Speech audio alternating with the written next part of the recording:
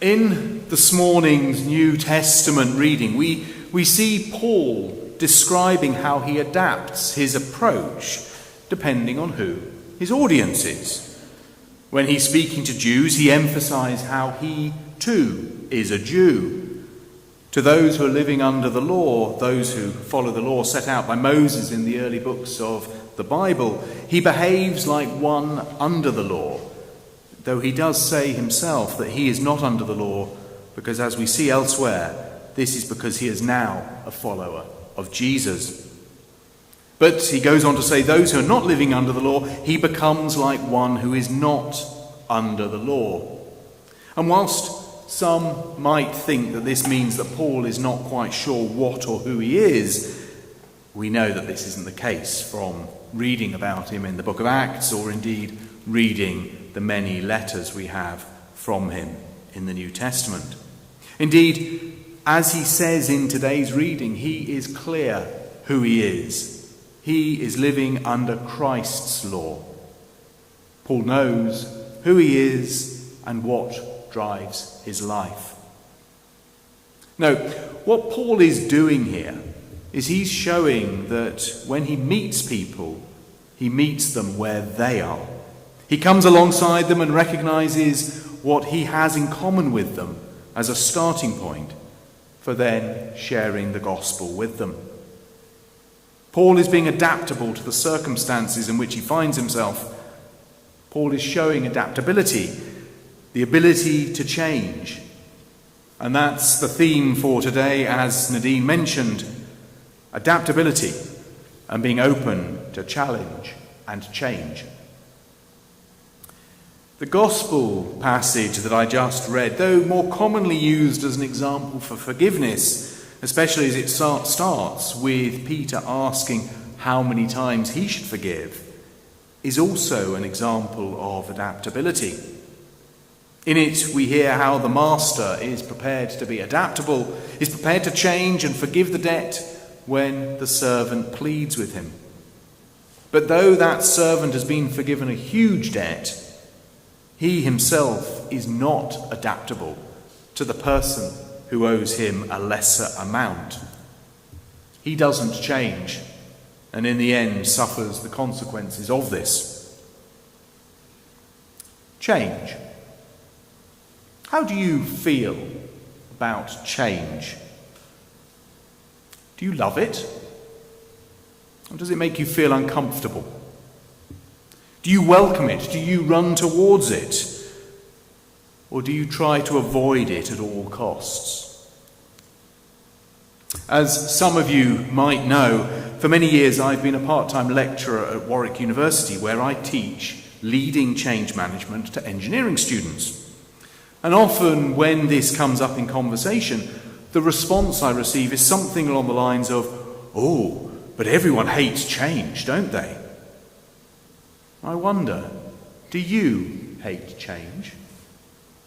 And my observation is that people don't hate change. Indeed, we often welcome it, choosing to visit different places, reading different books rather than choosing to read the same book again and again and again. We vary what we eat for supper, unless, of course, we're finishing off leftovers. But there can be a danger that we slip into habits, we slip into a rut where we find ourselves doing the same sort of things. For example, always choosing the same curry when we go out for a meal because we know we like it, or returning to a holiday destination because we really enjoyed ourselves last time we visited there. And of course it's okay to repeat enjoyable things, to return to the familiar, but the danger is that if we always do the same thing, we don't learn new things. Eating the same curry might be comforting, but we miss out on finding out and discovering another curry that we might really like. But we might be nervous that the new curry won't be as good as the one we've had before, and so we'll regret our choice. And instead of enjoying the difference and perhaps noting, well, I won't have that one again next time. It's through trying the new that we find not only new things that we like, but we also find out those things that we don't like. As Thomas Edison is reputed to have said when yet another experiment for creating an effective light bulb failed, well, I found another way to not make one. As you're perhaps aware, earlier this summer we launched our Mission Action Plan, a collection of activities and initiatives for caring for each other and for our community, as well as sharing the gospel with others. These ideas were discussed by various groups within the church and then prioritised by the use of little red and green dots. Last week, Sally mentioned the idea for a community cafe, one of the suggestions for which a lot of people indicated they would be interested in helping make happen. But there were a number of other initiatives on the plan, and indeed, if you haven't seen them, there are still a few of these cards around in church, some at the back, and if you can't find one, have a word with Sally, Nadine or me and we'll get one for you. And many of these initiatives are already underway. I've been meeting with a group who've started the conversations with others in the congregation about discussing how they feel about sharing their faith. We've managed to secure funding from the diocese for a pioneer youth and family worker, and the generosity of members of the congregation means that we have made a substantial start to raise the 60,000 match funding that we need to raise locally. Natalie and her team of helpers have restarted the Sunday afternoon teas, and in a few weeks' time we will have the first of our Connect, Create and Celebrate services, an informal service where all are welcome to join at 3 o'clock on a Sunday afternoon on a monthly basis. Much is already underway, but there is plenty for us to get involved in. There is plenty for us to help make happen. Of course, we could decide to do nothing. We could decide to stay comfortable with how things are. But that's not what Jesus calls his followers to do. We're told to be lights to the world, not to hide our light under a bowl or bushel basket.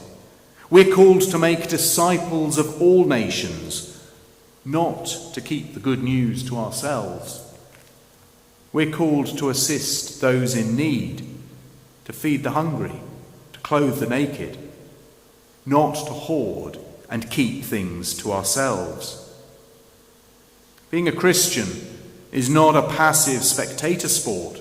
Being a Christian means getting up and taking part, whether as an elite athlete or, much more often, as an unfit fun runner, whose jogging is more often at the speed of walking, but still with the heart and intent of taking part and moving towards the goal, however slowly this might be.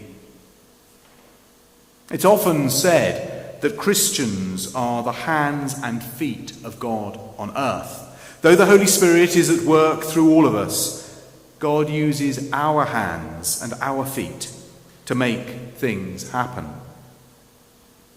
Some years ago, I came across a story, a version of which I've seen printed on birthday cards. It told the tale of a devout Christian caught in a flood. As the waters rose up his garden, he retreated to his front door, and some police officers in a 4x4 called to him, offering to take him to safety. "No, don't worry, the Lord will save me," he replied. As the water continued to rise, he climbed to the first floor of his house and looked out of his bedroom window. The fire officers in a passing rescue boat called to him, offering assistance. No, don't worry, the Lord will save me," he replied. As the waters continued to rise, he climbed to the roof of his house, and the crew of a helicopter called to offer him assistance. No, don't worry, the Lord will save me," he replied. As the waters continued to rise, his house was engulfed, and the man drowned. But being a devout man, he found himself at the gates of heaven being met by St. Peter. "Why? he asked St. Peter. "Did the Lord not come to save me?" "Young man," replied Peter, "who do you think sent the 4x4, the boat, and the helicopter?" Though God was with the man throughout, his hands and feet, the hands and feet God used to send assistance, belonged to the police officers, to the fire officers, and to the helicopter crew.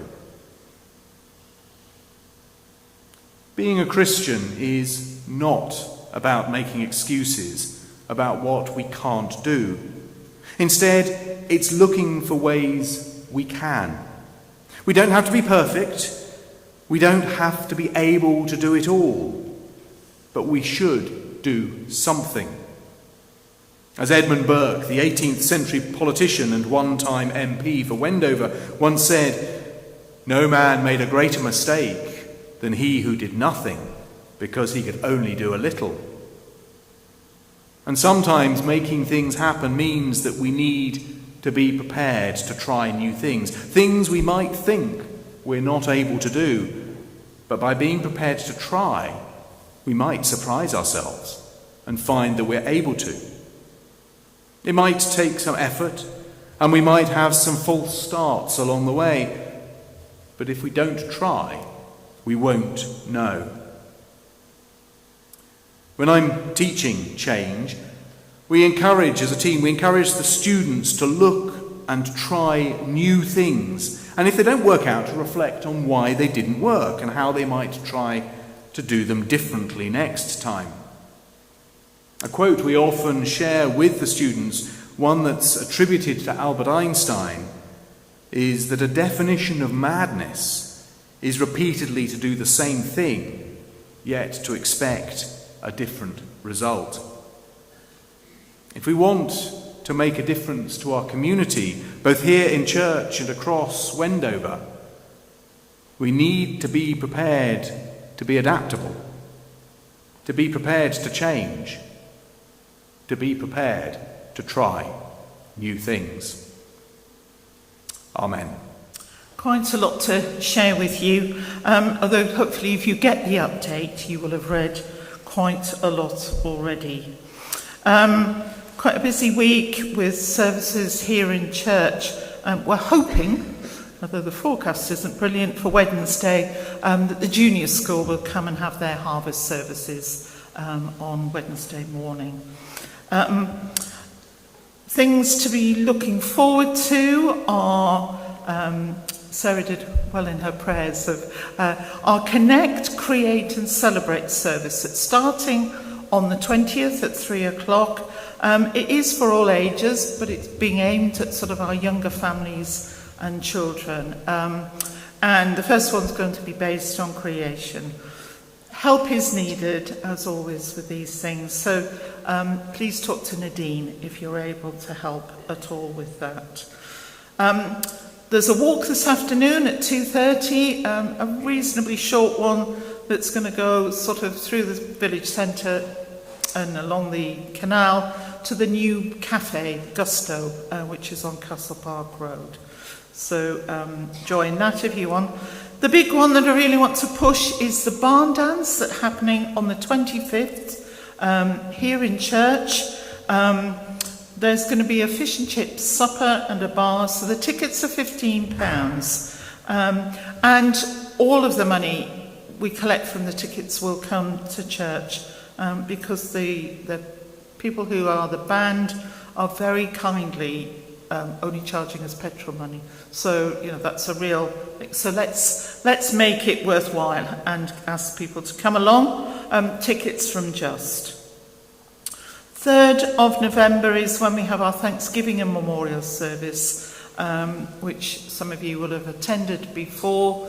There are letters, I think, somewhere, sort of at the back there, that if you would like to come, if you've got somebody you would particularly like remembering, then please take one of those.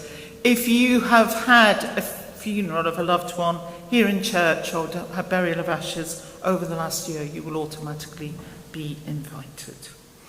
The other thing I want to share with you is, as Sarah referred, and Matthew put in the update, Matthew's going to have a new role.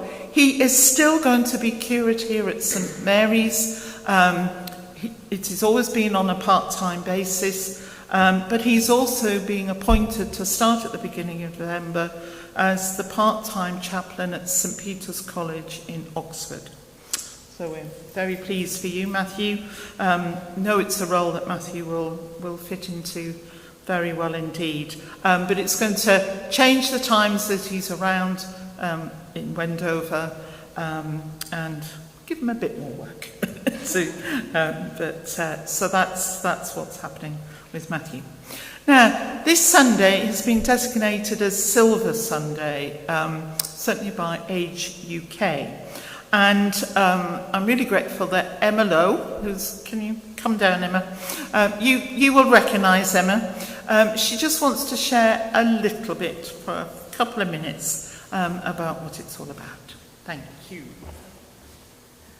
Hi there, I'm Emma. Those of you who don't know me, I've been coming and going for about 17 years since we moved here from London. We live in Butler's Cross.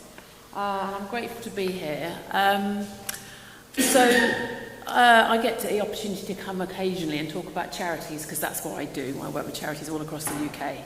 And Age UK has always had a very special place in my heart because I missed my granny when I went to university 30 odd years ago. And I put my hand up to volunteer, and I ended up organising 100 students to look after and visit older people in Edinburgh. And that was a long while ago now.